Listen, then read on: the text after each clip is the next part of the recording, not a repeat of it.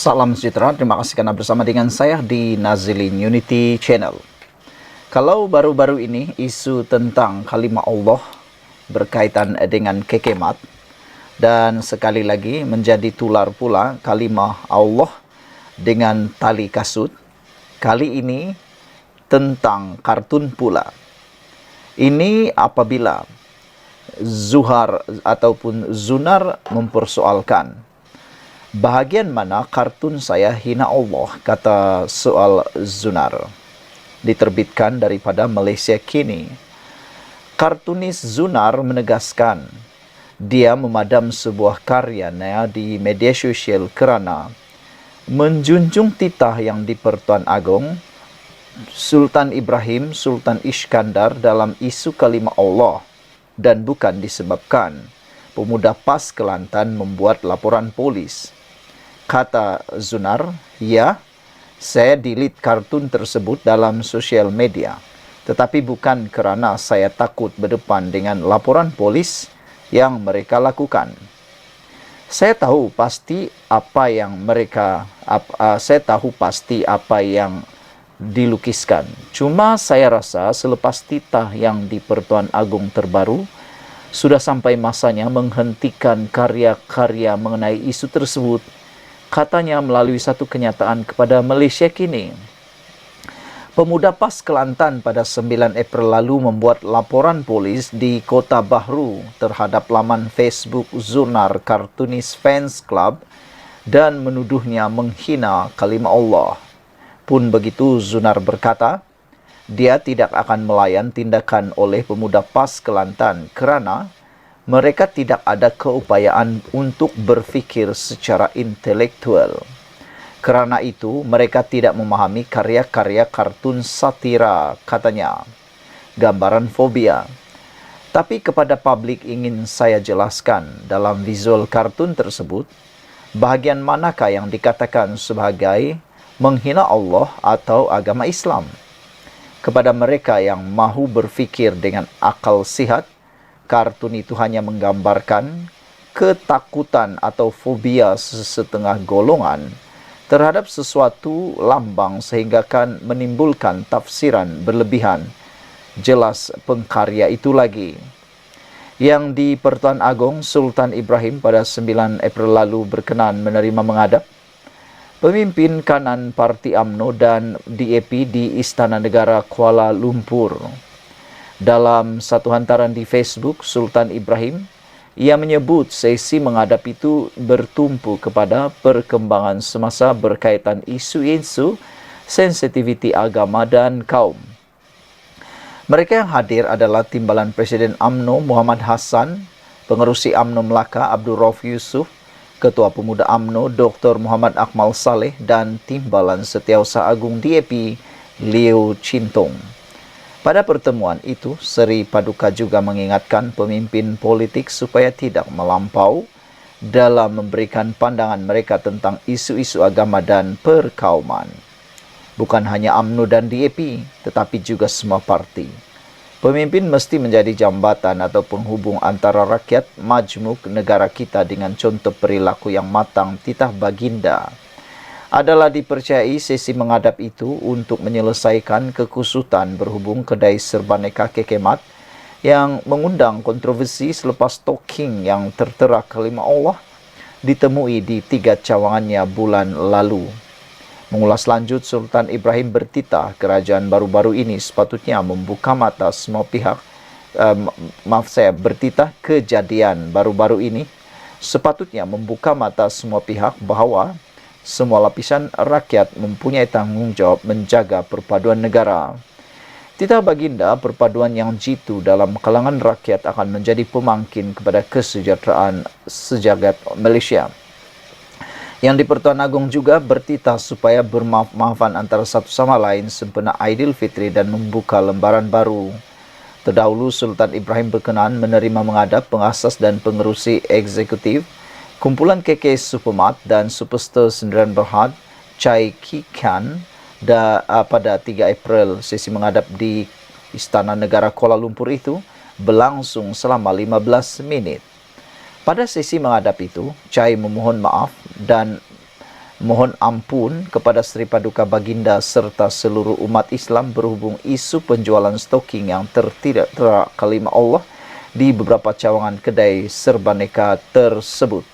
Sultan Ibrahim kemudian bertitah menekankan semua pihak termasuk Kekemat supaya lebih berhati-hati terhadap produk yang dijual, khususnya barangan import, bagi mengelak perkara sedemikian berulang.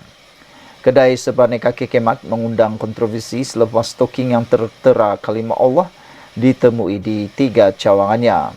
Kekemat dan bekas pembekalnya kemudiannya memohon maaf atas perkara itu dan mendakwa mereka terlepas pandang. Pada Mac lalu, Chai dan istrinya Loh Siu Mei selaku pengarah telah diheret ke Mahkamah Session Shah Alam dan didakwa dengan pertuduhan sengaja melukakan perasaan orang Islam. Mereka mengaku tidak bersalah dan mohon dibicarakan. Selain menjadi sasaran kempen boikot, khususnya daripada pemuda UMNO, 3 kedai serbaneka diserang cubaan bom api. Sekian dulu untuk kali ini. Jangan lupa tinggalkan komen Anda, tekan butang subscribe. Kita jumpa lagi. Bye-bye. Salam sejahtera. Terima kasih kerana bersama dengan saya di Nazilin Unity Channel. Isu paling hangat di media sosial sekarang ini ialah melibatkan sengaja ingkar beraya lewat boleh didakwa hina agung.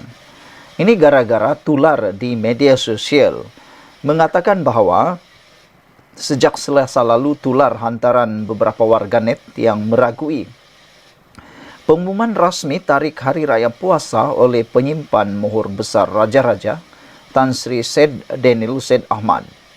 Mereka mendakwa kononnya tidak melihat anak bulan Syawal dengan mata kasar sendiri dan menganggap masih perlu berpuasa pada keesokannya agar genap 30 hari Ramadan.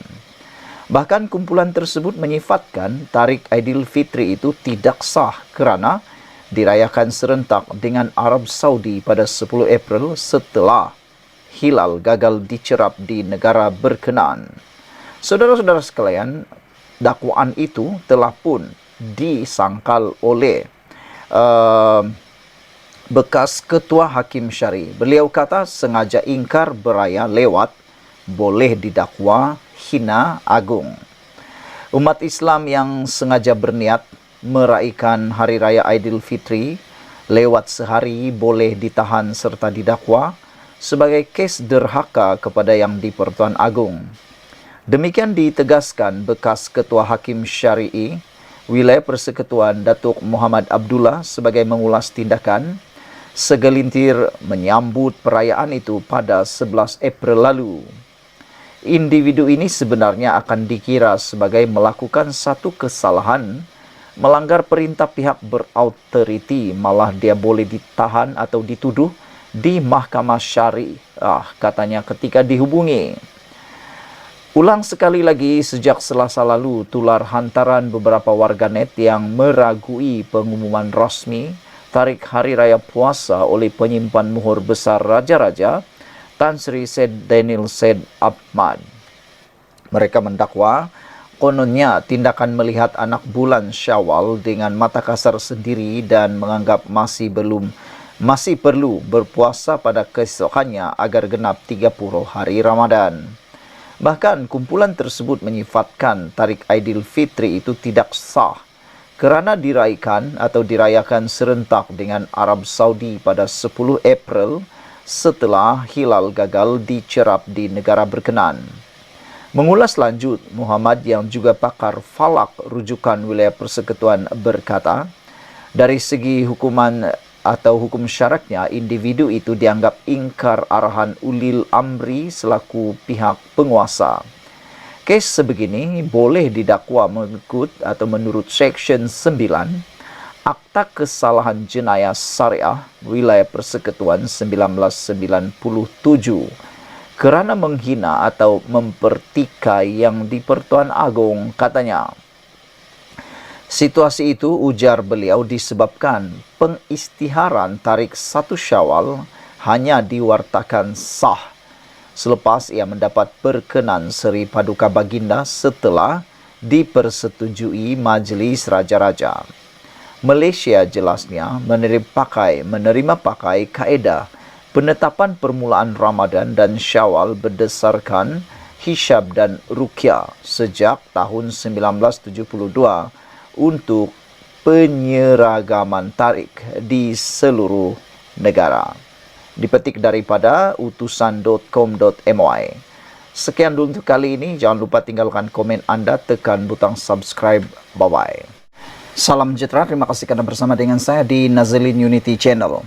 Disangkakan semuanya sudah surut, disangkakan semuanya sudah berhenti, disangkakan semuanya sudah berhenti dan padam, dan tidak lagi berulang selepas UMNO dan DAP menghadap agung baru-baru ini berkaitan dengan perkara yang sensitif yang ada di Malaysia berkait dengan 3R dan sebagainya. Rupa-rupanya perkara itu belum lagi berhenti.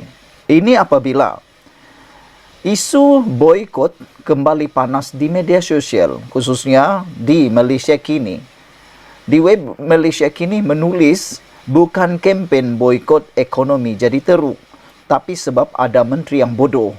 Itu ditulis oleh Akmal Saleh, Ketua Pemuda UMNO. Sehingga isu ini mendapat perhatian cukup luar biasa. Viral di mana-mana, tular di mana-mana, bahkan di-share di banyak, dikongsikan di banyak platform media sosial termasuk TikTok, YouTube, Facebook, dan juga laman X dan Instagram. Ramai yang memberikan komen yang pelbagai, ada yang panas, ada yang menyindir, ada juga yang saya sendiri pun tidak berani untuk membacakannya karena ia betul-betul berunsur sangat tidak elok lah bahasa-bahasa mereka nih. Mula ada yang seperti mau menyumpah dan sebagainya, macam-macam lah. Anda boleh merujuknya sendiri di ruangan Malaysia Kini. Saya pun lidah saya kelu untuk membacakannya, tetapi saya akan bacakan untuk Anda beberapa komen daripada netizen berkait ini. Antaranya Harimau 1 mengatakan, bukan saja menteri bodoh, tapi tak faham budaya rakyat Malaysia, hanya pentingkan diri. Yang kaya begitu kaya, yang miskin begitu miskin. Ini mana betul, kata Harimau 1. Ada juga yang mengatakan bahawa bahasa yang digunakan oleh Akmal Saleh ini cukup panas dan mereka kata tidak beradab. Anda bolehlah cari sendiri di ruangan Malaysia Kini. Animaus kata perangai Ketua Pemuda UMNO ini begitu teruk sekali. Lebih-lebih lagi dia memang macam fikirannya immature katanya. Dia memang tidak layak sebagai Ketua Pemuda UMNO, kata beliau. Ini apabila sekali lagi timbul isu tentang kempen boikot. Kata Akmal Saleh, bukan kempen boikot ekonomi jadi teruk, tapi sebab ada menteri yang bodoh. Waduh, ini memang panas lah kan. Bayangkan seorang menteri dikatakan bodoh. Ketua Pemuda UMNO Dr. Muhammad Akmal Saleh menafikan kempen boikot yang dicadangkannya sebagai punca ekonomi negara semakin teruk. Sebaliknya dia berkata, ia adalah kerana menteri bodoh seperti Menteri Perumahan dan Kerajaan Tempatan Eng Korming, kata Akmal dalam satu hantaran di Facebook. Bayangkan secara jelas dan terang-terangan Akmal menulis siapakah menteri yang beliau rujuk itu. Dia merujuk kepada seperti Menteri Perumahan dan Kerajaan Tempatan Eng Korming. Saudara-saudara sekalian, menjadi perdebatan di ruangan media sosial ialah berapa lamakah kerajaan yang ada sekarang ini mampu bertahan dengan adanya UMNO dan DAP di dalamnya. Siapa yang akan dahulu mengundur diri, menarik diri, melarikan diri daripada Pakatan Kerajaan Perpaduan ini? Sila tuliskan ruangan komen Anda ataupun tulis komen Anda. Pada pendapat Anda, siapa yang mungkin akan dahulu mengundur diri daripada kerajaan yang ada sekarang ini? Kalau UMNO undur diri, kerajaan yang ada sekarang dengan DAP dan parti daripada Sabah dan Sarawak, kerajaan perpaduan ini, kerajaan Pakatan Harapan masih mampu berdiri. Kecualilah salah satu daripada negeri Sabah atau Sarawak, khususnya Sarawak, menyertai pakatan lain. Kata Akmal Saleh, dulu zaman Najib Razak kita buat je kempen boykot tetapi ekonomi tetap naik dengan baik, kata beliau. Semalam Eng membuat hantaran di X mengatakan bahawa pekerja tempatan sedang menanggung sengsara akibat boykot yang dimainkan oleh pihak tidak bertanggung jawab. Berita hari ini memaparkan akibat boykot yang dimainkan oleh pihak tidak bertanggung jawab, pekerja-pekerja kita yang terpaksa menanggung sengsara, tulis Engkorming. Jangan sekali masuk dalam perangkap penghasut negara kita, memerlukan usaha semua pihak untuk membangunkan ekonomi negara, kata beliau lagi. Anda boleh merujuknya dalam hantaran Engkorming di laman X. Jangan sesekali masuk dalam perangkap penghasut, negara kita memerlukan usaha semua pihak untuk membangunkan ekonomi negara, kata Eng. Dia turut memuat naik tangkapan skrin daripada laporan media Cina dalam ciapan tersebut. Akmal sebelum ini telah membuat gesaan supaya orang ramai memboikot kedai serbaneka Kekemat. Susulan dikesan beberapa cawangan kedai itu menjual stoking yang tertera kalimah Allah. Dia juga mengajak orang ramai untuk memboikot produk keluaran syarikat, selebriti dan usahawan kosmetik Alif Sukri yang mengeluarkan video pendek lagu raya yang dilihat keterlaluan terutama di tengah bulan Ramadan. Berikutan itu, Kekemat mengeluarkan permohonan maaf kepada semua pelanggannya, khususnya masyarakat Islam, dan mengesahkan bahawa tindakan segera telah diambil untuk menghentikan penjualan stoking berkenaan. Namun, keadaan terus hangat sehingga mengakibatkan percubaan mengebom Kekemat, cawangan di Bidor, Perak, dakwaan ugutan membakar kilang pembekal Kekemat Xinjiang Cheng Sdn Bhd di Muar, Johor, dan Akmal sendiri berdepan ugutan bunuh dibuat terhadapnya. Yang di Pertuan Agong, Sultan Ibrahim kemudiannya campur tangan dan menyeru semua pihak supaya berhenti mengambil kesempatan terhadap isu itu, sambil bertitah perkara tersebut diserahkan kepada pihak berkuasa. Tetapi Akmal sebaliknya mempersoalkan, sama ada Seri Paduka secara khusus meminta agar kempen boykot dihentikan. Sebelum ini Akmal pernah bertikam lidah dengan Eng Korming berhubung perkara itu. Eng menggesa Akmal supaya berhenti menghasut sentimen perkauman dan agama kerana ia mungkin menjadi masalah kepada UMNO. Kalau kamu kata mempertahan kalimah Allah dengan memboikot Kekemat itu hasutan, teruskan bro, kata Eng. Saya tidak takut langsung. Prinsip UMNO adalah untuk mempertahankan Islam, Bumi Putra dan kerabat Diraja Melayu, dan ini tidak akan berubah. Itu pemuda UMNO akan pegang sehingga mati, balas Akmal. Pada 9 April lalu, yang di Pertuan Agong berkenan menerima menghadap pimpinan kanan Parti UMNO dan DAP di Istana Negara Kuala Lumpur. Mereka yang hadir adalah Timbalan Presiden UMNO Muhammad Hassan, Pengerusi UMNO Melaka Abdul Rauf Yusuf, Timbalan Setiausaha Agung DAP Leo Chintong dan Akmal sendiri. Seri Paduka juga mengingatkan pemimpin politik supaya tidak melampau dalam memberikan pandangan mereka tentang isu-isu agama dan perkauman. Sekian dulu untuk kali ini. Jangan lupa tinggalkan komen Anda. Anda boleh membacakan laporan ini di Malaysia Kini dan Anda boleh lihat sendiri apa komen netizen sehingga 16 komen diberikan dalam komen ini. Dan yang paling saya suka secara positifnya ialah daripada Brown Falcon 0137 mengatakan, sudah-sudahlah tu. Saya menyokong apa yang dikatakan oleh Brown Falcon. Sudah-sudahlah tu. Kita kena move on. Negara Malaysia kena move on. Semua pun sama saja, kata Brown Falcon. Kebanyakan ahli politik Malaysia ini perlu bermuhasabah diri. Sekian dulu untuk kali ini. Jangan lupa tinggalkan komen Anda, tekan butang subscribe. Kita jumpa lagi. Bye-bye.